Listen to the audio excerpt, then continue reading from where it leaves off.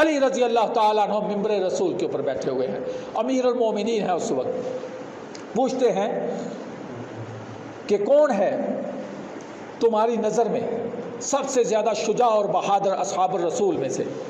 لوگ کہتے ہیں امیر المومنین آپ سے زیادہ بہادر کون ہوگا؟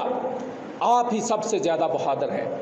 کہتے ہیں نہیں، اللہ کی قسم ایسی بات نہیں ہے، اگر تم نے کسی بہادر کو دیکھنا ہے تو اس کا دیکھو جو بدر کے میدان کے اندر جب اللہ کے نبی کے لیے علیحدہ سے ایک چھپر بنایا جا رہا تھا، ان کی حفاظت کا مسئلہ تھا، وہاں پہ جب اصحاب الرسول میں سے پوچھا گیا کہ اللہ کے نبی کی حفاظت کے لیے کون کھڑا ہوگا، تو جو کھڑا ہوا وہ صرف ابوبکرصدیق رضی اللہ تعالی عنہ کھڑے ہوئے۔ کسی ایک دشمن کو ابوبکرصدیق رضی اللہ تعالی عنہ نے بدر کے مقام پہ وہ اللہ کے نبی کے پاس نہیں آنے دیا۔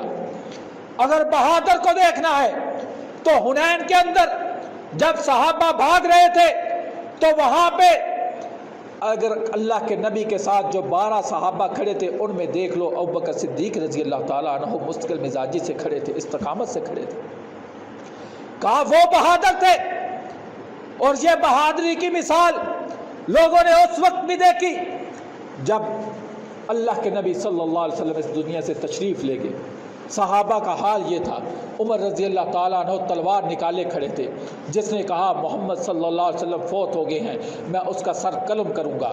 عثمان رضی اللہ تعالیٰ عنہ وہ اپنی ہوش و حواس کھو دیتے ہیں، اور علی رضی اللہ تعالیٰ عنہ اس صدمے کو برداشت نہ کرتے ہوئے خود کو فاطمہ رضی اللہ تعالیٰ عنہ کے گھر کے اندر چھپا لیتے ہیں۔ اس وقت اگر کسی کو بہادری کے ساتھ اس پریشانی کے لیے کھڑا کوئی ہوا تو ابوبکرصدیق رضی اللہ تعالیٰ عنہ تھے۔ انہوں نے سارے صحابہ کو سنبھالا، امت محمد کو سنبھالا۔